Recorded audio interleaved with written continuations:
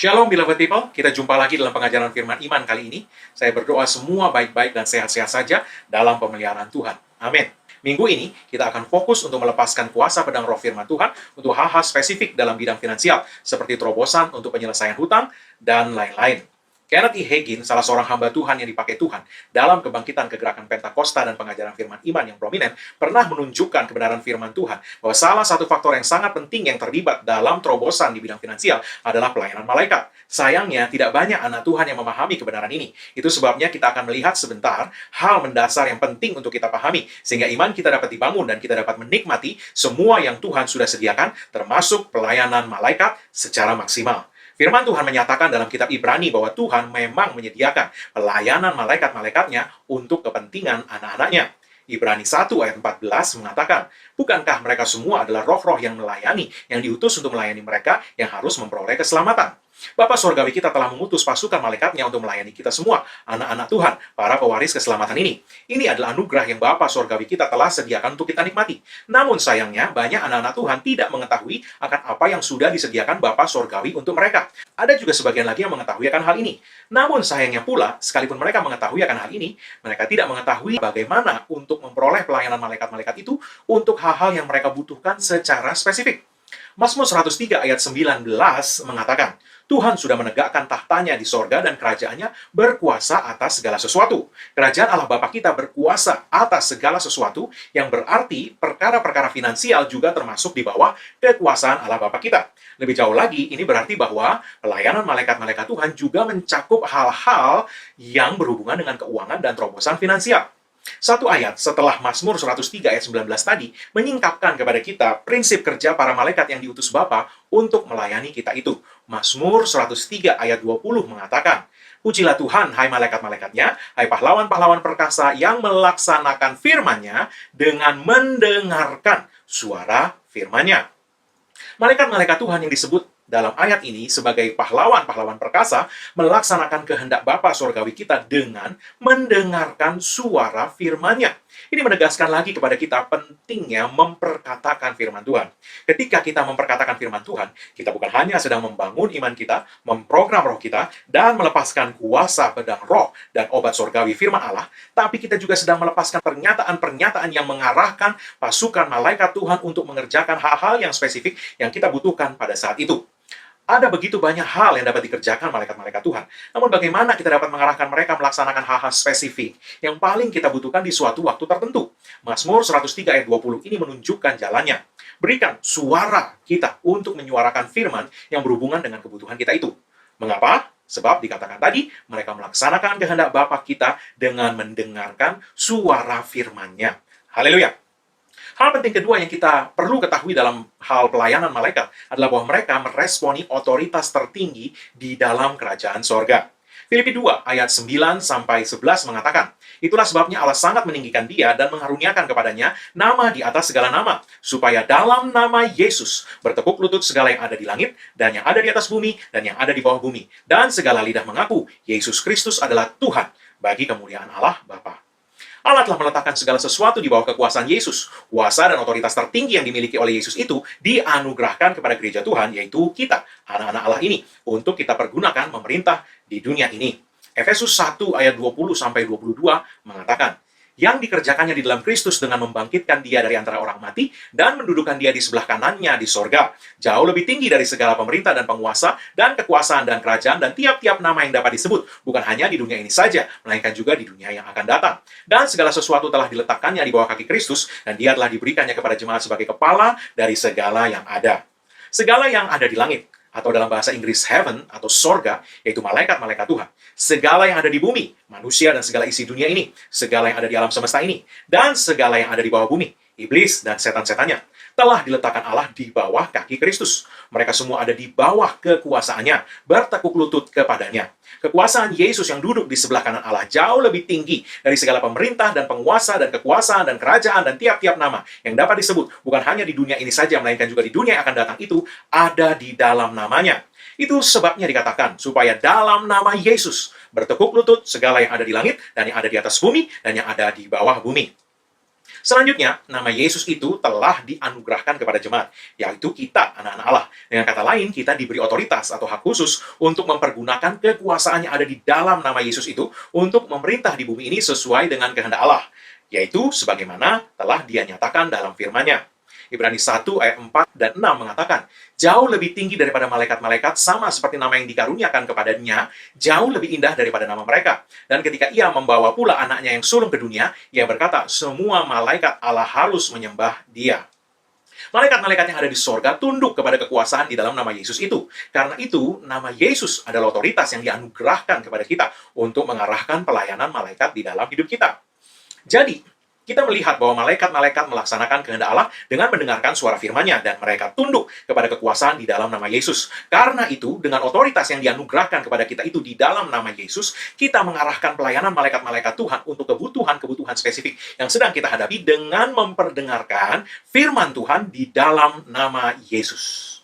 Yesus telah menganugerahkan kepada kita otoritas untuk mempergunakan kekuasaan di dalam namanya. Bicaralah kepada keuangan Anda di dalam nama Yesus, dan perintahkan kepada mereka untuk menjadi sejalan dengan perkataan firman Tuhan. Semua yang ada di langit, bumi, dan di bawah bumi bertekuk lutut di dalam nama Yesus. Dan malaikat-malaikat Tuhan bergerak, bekerja untuk memastikan pelaksanaan kehendak Tuhan sesuai firman Tuhan yang kita perkatakan itu di dalam nama Yesus.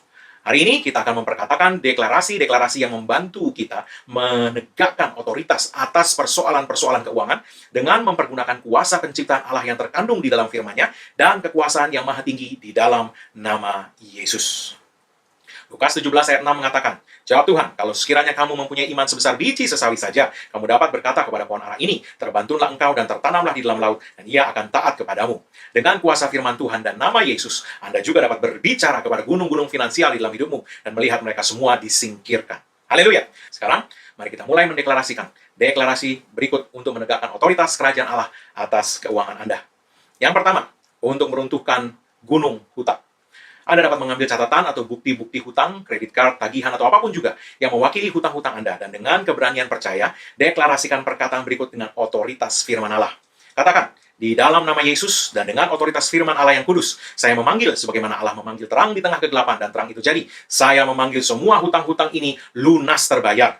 Hutang, aku berbicara kepadamu di dalam nama Yesus, jadilah lunas, dan lenyaplah dari hidup saya. Saya perintahkan di dalam nama Yesus, kuasa sorga, pasukan malaikat bekerja, sehingga segala hutangku selesai. Sekarang aku deklarasikan di dalam nama Yesus, segala hutang dalam bentuk apapun juga, lunas, dibatalkan, atau dihapuskan. Amin. Yang kedua, agar uang yang seharusnya dibayarkan kepada Anda dapat cair dan benar-benar dibayarkan. Kalau ada orang yang berhutang kepada Anda, atau klien yang menunggak atau berhutang kepada bisnis Anda dapat melepaskan kuasa Allah agar keuangan itu dilepaskan kepada Anda. Buatlah daftar dari orang-orang atau perusahaan dan organisasi yang berhutang, letakkan tangan Anda atasnya. Katakan, Yesus berkata dalam Matius 18 ayat 18, apapun yang aku lepaskan di bumi terlepas di sorga. Karena itu di dalam nama Yesus aku melepaskan semua keuangan yang selama ini tertahan, berhutang kepadaku. Semuanya mengalir. Aku memanggil semua pembayaran itu datang dan sampai kepadaku, sehingga semua hutang tersebut terbayar penuh dalam nama Yesus. Yang ketiga, untuk pembayaran semua tagihan bulanan tepat waktu. Letakkan semua bukti tagihan di depan Anda, taruhkan tangan Anda atasnya. Katakan, ada tertulis dalam Filipi 4 ayat 19, Allahku memenuhi segala kebutuhanku menurut kekayaan dan kemuliaannya di dalam Kristus Yesus. Allah adalah sumberku, dan karena itu aku memiliki lebih dari cukup untuk membayar semua tagihan bulananku pada waktunya. Dalam nama Yesus, lunas. Yang keempat, untuk menjual properti. Sebagaimana Yesus mengajarkan kita dalam Markus 11 ayat 23, untuk berbicara kepada gunung, bicaralah kepada properti yang Anda mau jual. Katakan, dalam nama Yesus, dengarkan aku. Aku berbicara kepadamu. Yesus berkata, engkau akan taat kepadaku. Karena itu, aku berkata, engkau akan menjadi berkat untuk seseorang, dan aku memanggil engkau laku terjual dengan harga terbaik. Dalam nama Yesus. Dalam nama Yesus, aku memanggil pelayanan malaikat-malaikat Tuhan untuk menyelesaikan hal ini sehingga terlaksana. Yang kelima, untuk membeli properti. Katakan, dalam nama Yesus, sesuai Roma 4 ayat 17, bahasa Inggris King James Version, aku memanggil hal yang belum kelihatan sebagai hal yang sudah ada. Sekarang aku memanggil properti yang sesuai kebutuhan dan kerinduanku, dan yang akan menjadi berkat bagiku dan keluargaku. Aku memanggilmu, datang kepadaku sekarang, dalam nama Yesus. Aku deklarasikan bahwa sungguh rancangan Tuhan yang terbaik terlaksana dalam hal ini, dan malaikat-malaikat Tuhan sekarang bekerja untuk melaksanakan hal ini, dalam nama Yesus. Yang keenam, untuk menyingkirkan penghalang finansial. Katakan, Bapa, firman-Mu berkata bahwa apapun yang kuikat di bumi terikat di sorga, dan apapun yang kulepas di bumi terlepas di sorga. Karena itu, atas otoritas perkataan firman Tuhan, aku mengikat setiap kuasa yang telah menempatkan dirinya menghadang kelimpahan finansialku. Saat ini aku deklarasikan, karena penebusan darah Yesus, segala kutuk terhadap aku tidak berlaku lagi, dan tidak berkuasa lagi terhadap diriku. Aku telah ditebus dari kutuk kemiskinan, aku telah dibebaskan dari kerajaan kegelapan dan penindasannya. Sekarang, aku lepaskan kelimpahan supranatural Tuhan mengalir ke dalam hidupku dan segala yang telah menjadi milikku. Karena Kristus datang, sekarang semuanya itu mengalir kepadaku dalam kelimpahan kasih karunia-Nya dan dengan jalan yang sempurna. Dalam nama Yesus. Yang ketujuh, memanggil peningkatan dalam pendapatan atau kenaikan gaji. Sebagai karyawan, Anda bertindak dalam iman dengan mengerjakan pekerjaan Anda dengan integritas dan kerajinan tertinggi. Anda bertindak seolah-olah Andalah karyawan dengan bayaran termahal di dalam perusahaan Anda. Kalau memungkinkan, berikanlah perpuluhan dengan iman, seolah Anda sudah memperoleh kenaikan gaji atau peningkatan pendapatan yang Anda mau itu. Anda dapat meletakkan tangan atas slip gaji atau daftar pendapatan Anda.